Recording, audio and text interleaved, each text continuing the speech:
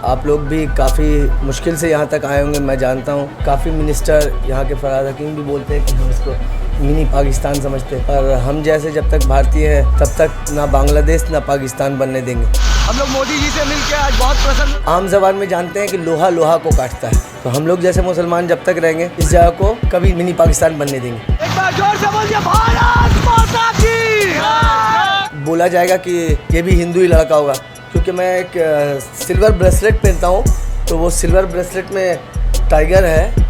तो ये टाइगर भी पहनने से बोलते हैं राष्ट्र विरोधी, धर्म विरोधी, मुसलमान विरोधी। मुझे किसी सर्टिफिकेट लेने की ज़रूरत नहीं है। मुझे सर्टिफिकेट देने के लिए गवर्नमेंट ऑफ इंडिया ने ऑलरेडी दे दिया है कि मेरा नाम जुल्फ़िकार अली है, मेरे पिताजी का नाम अब्दुल साजिद है। ये मुझे बताने की ज़रूरत नहीं है, मुझे देश से प्रमाण चाहिए। नमस्कार, आप देख रहे हैं नवभारत टाइम्स ऑनलाइन और मैं हूं आपके साथ हिमांशु तिवारी। 3 तारीख को प्रधानमंत्री नरेंद्र मोदी पश्चिम बंगाल में थे।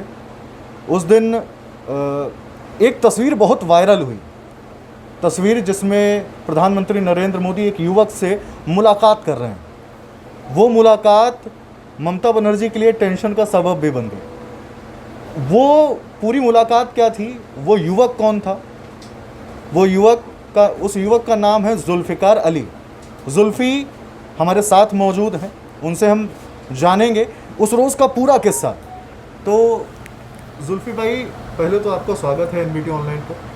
और उस दिन का पूरा किस्सा क्या था, 3 तारीख को क्या क्या हुआ, किस तरह से आप प्रधानमंत्री नरेंद्र मोदी के पास पहुँचे? धन्यवाद आपको और आपके चैनल को। और आप लोग भी काफ़ी मुश्किल से यहाँ तक आए होंगे, मैं जानता हूँ, क्योंकि आप जब आए होंगे तो यहाँ पर आपने पहले ही देखा होगा, हम लोग आपका स्वागत मीट की दुकान से किया है, इसमें कोई शक नहीं। हम लोगों का इस जगह को काफ़ी मिनिस्टर यहाँ के फराज हकीम भी बोलते हैं कि हम इसको मिनी पाकिस्तान समझते हैं, पर हम जैसे जब तक भारतीय हैं तब तक ना बांग्लादेश ना पाकिस्तान बनने देंगे। वो कुछ राष्ट्रहित में जो लोग काम करते हैं, जो लोग देश के बारे में सोचते हैं, जो लोग अपने फ्यूचर में परिवार के बारे में सोचते हैं, वो लोग तो कभी ज़िंदगी में इस जगह को पाकिस्तान और बांग्लादेश बनने नहीं देंगे, वरना हम लोग खुद यहाँ पर लड़कर मर जाएंगे। क्योंकि आम ज़बान में जानते हैं कि लोहा लोहा को काटता है, तो हम लोग जैसे मुसलमान जब तक रहेंगे इस जगह को कभी नहीं मिनी पाकिस्तान बनने देंगे। तो 3 तारीख के दिन मैं सुबह उठा और उठने के बाद मेरा जाने का इच्छा ही नहीं था, और मेरी मिसेस काफ़ी बार करके फोर्स करते, एक बार चलिए ना, दूर से देख लेंगे। इससे पहले भी मैं जब गया था, जब ब्रिगेड में उनका ये था, तो मुझे गाड़ी और पार्किंग वगैरह का ज़िम्मेदारी मिला था। मैं बीजेपी से जुड़ा हुआ हूँ, और अभी जब आपका चैनल में शायद मेरा अगर दिखेगा तो आपको चैनल को बोला जाएगा कि वो सिखा के लेकर आया है, और ये भी हिंदू ही लड़का होगा, क्योंकि मैं एक सिल्वर ब्रेसलेट पहनता हूँ, तो वो सिल्वर ब्रेसलेट में टाइगर है। तो ये टाइगर भी पहनने से बोलते हैं राष्ट्र विरोधी, धर्म विरोधी, मुसलमान विरोधी। मुझे किसी सर्टिफिकेट लेने की ज़रूरत नहीं है। मुझे सर्टिफिकेट देने के लिए गवर्नमेंट ऑफ इंडिया ने ऑलरेडी दे दिया है कि मेरा नाम जुल्फ़िकार अली है, मेरे पिताजी का नाम अब्दुल साजिद है।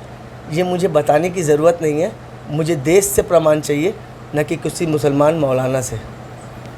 दूसरी बात कि मैं एक छोटे और मध्यम परिवार से हूँ, और मुझे बिल्कुल भी ये सपना में भी मैंने कभी नहीं सोचा था कि मैं वहाँ तक पहुँचूँगा। जीवन का एक सपना था कि मोदी जी को कभी 10 फीट दूरी से देख लूँ और प्रणाम कर लूँ। यही मतलब हर भारतीय का, हर जो मतलब राष्ट्र में काम कर रहे हैं, देश के लिए काम करते हैं, क्योंकि मोदी जी का जो सोच है वो फ्यूचर का सोच है, मतलब आने वाला टाइम में क्या होने वाला है वो सोच है उनका। तो वो उनको मैं बहुत फॉलो करता हूँ, बहुत देखता हूँ। तो जैसे कि आप जानते होंगे, मेरे पिताजी बोलते कि एक टाइम था, नसबंदी हुआ था, इंदिरा जी ने कराया था, काफ़ी लोग उनका विरोध किए थे, बट आज हम खुद 2 बच्चे से ज़्यादा पैदा ही नहीं करना चाहते, प्रोडक्शन ही नहीं देना चाहते, क्योंकि हम खिलाएंगे कैसे। तब उस वक्त उनका विरोध हुआ था, आज खुद से जाके कर लेते। तो आज बहुत सारा मामला ऐसा होता है, सीए, नोटबंदी, एनआरसी, ये सब का मामला उठता ही रहता है। ये चीज़ पसंद नहीं करते। तो फ्यूचर ऐसा ही होता है कि उस वक्त तकलीफ़देह होता है और बाद में उसका आराम होता है। तो मैं जब वहाँ था तो 1 घंटे 1.5 घंटे से ज़्यादा मुझे हम लोगों को एसपीजी ने समझाया कि आप वहाँ बैठिए। फिर उसके बाद कोविड टेस्ट हुआ हमारा, फिर से एक बार वहाँ पर लाइव हुआ, हम लोगों ने टेस्ट कराया। टेस्ट कराने के बाद पहली बार मेरा जीवन में ऐसा होगा कि मैंने मोदी जी का वो क्या बोल रहे हैं मैं कुछ सुन नहीं पा रहा था। मतलब इतना उत्साह का 1.5 घंटे, और बिल्कुल 200-300 मीटर की दूरी में हम लोग को हेलीपैड के पास खड़ा कर दिया गया था। और मैं उनका कुछ भी, उन्होंने क्या उस दिन बोला है, मैं ऊपर वाले को साक्षी रख के बोल रहा हूँ कि मैं उस दिन सुन नहीं पाया, क्योंकि मैं इतना एक्साइटेड था कि मुझे अभी सामने से वो जाएंगे और मैं देख लूँगा। बस यही मेरा मतलब सपना था, वो जाएंगे और मैं उनको प्रणाम कर लूँ। एसपीजी ने कहा कि आप उनका पाँव नहीं छुएंगे, मुझे नहीं, और भी 5 जन थे, उन लोगों को भी कहा था कि आप लोग उनका पाँव नहीं छुएंगे और किसी भी तरह कुछ ये नहीं करेंगे। और इत्तेफाक से मैं उस दिन से पहले फ्राइडे था, तो जुमा के नमाज़ हम लोग पढ़ने जाते, तो वो मेरा वही पैंट रखा हुआ था, क्योंकि सुबह सुबह मैं उठा था और उठ के चला गया। तो मेरे पैंट के पॉकेट में मेरा स्कल कैप था, जुमा का नमाज के बाद का स्कल कैप, क्योंकि मैं बिल्कुल ही कैप नहीं पहनता हूँ। मुझे प्रमाण, मैंने आपको अभी आपके चैनल के माध्यम से बोला कि मुझे प्रमाण देने की ज़रूरत है कि मैं मुसलमान हूँ। टोपी पहन के रहूँगा तो ही मैं मुसलमान हूँ। या मेरा बहुत सारा फ़ोटो ऐसा भी है, मैं मंदिर में भी जाता हूँ, तिलक लगा लेता हूँ, तो आप मुझे हिंदू बना देंगे, ऐसा नहीं है। चूँकि हम जाते हैं, मज़ार में भी जाते हैं, तो बहुत सारे लोग जानते होंगे कि चंदन लगाते हैं। यहाँ पर दरगाह में जाते तो चंदन लगाते, तो इसका ये मतलब नहीं कि मैं चंदन लगा के बाहर निकलूँ और आप समझ लें हिंदू है, ये भी नहीं। तो मैं वहाँ पर खड़ा था काफ़ी देर, और एसपीजी ने काफ़ी अच्छे से समझा दिया था कि आप कुछ भी हाथ ना दें उनको, उनके तक नहीं।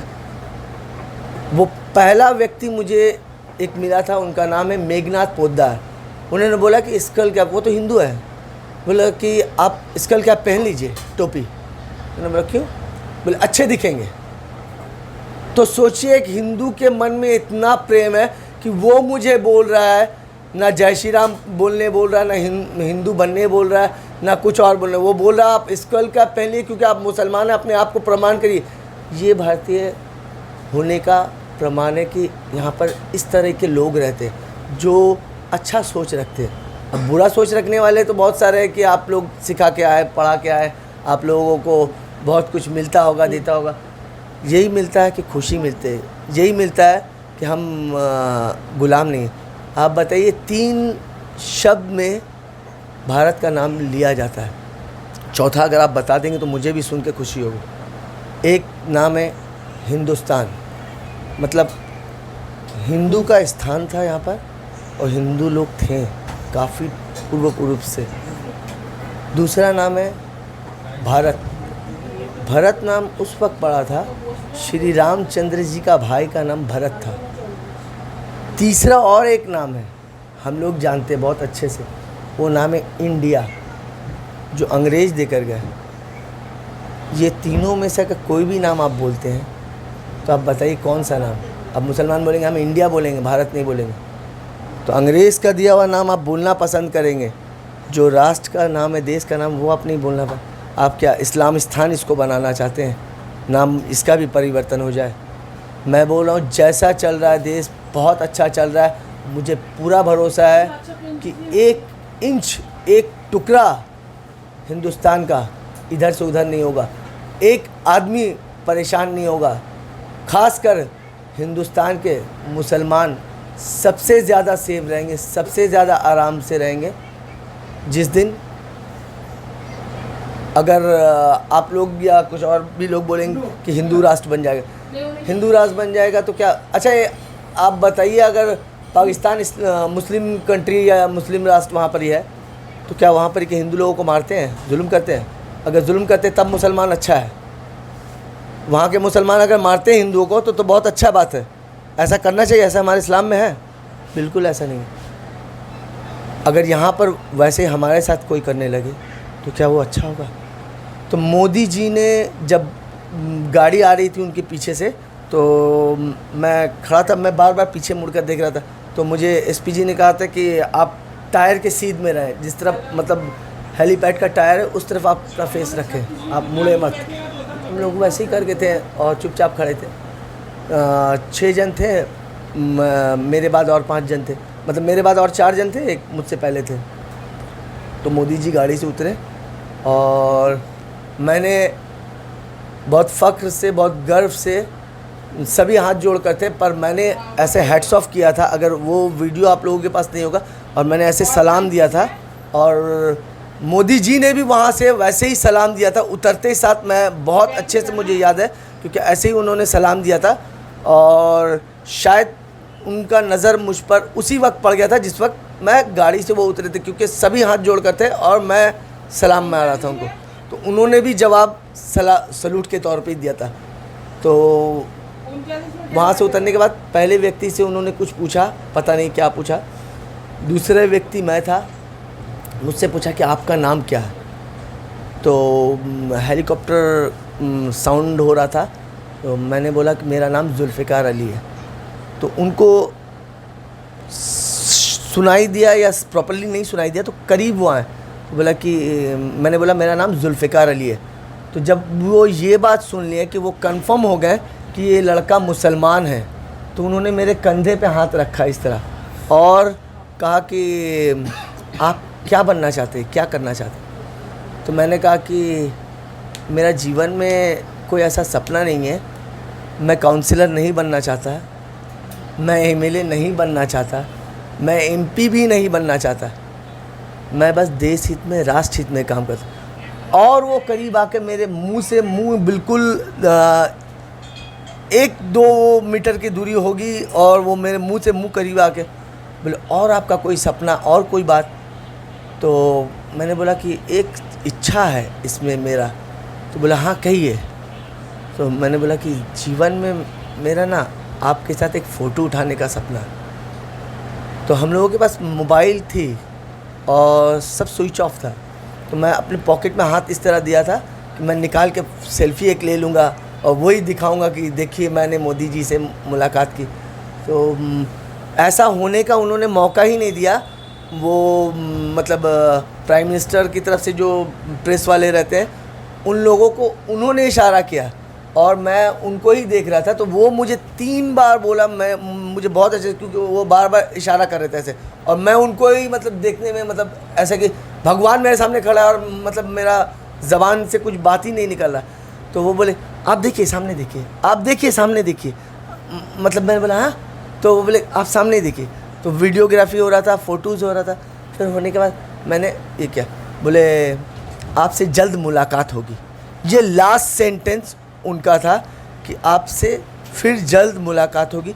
और मैंने उनसे कुछ भी नहीं मांगा, कुछ भी नहीं ये क्या, पर मेरे मन में उस वक्त यही बात आई कि अब ये हिंदुस्तान का टुकड़ा कभी बंगला या जय बंगला या किसी भी तरह टूटने का कभी नहीं, मतलब कभी हो ही नहीं सकता, कोई इसको तोड़ नहीं सकता। जब तक मोदी जी हैं इस देश के प्रधानमंत्री, 1 इंच यहाँ से वहाँ कोई नहीं ले सकता। और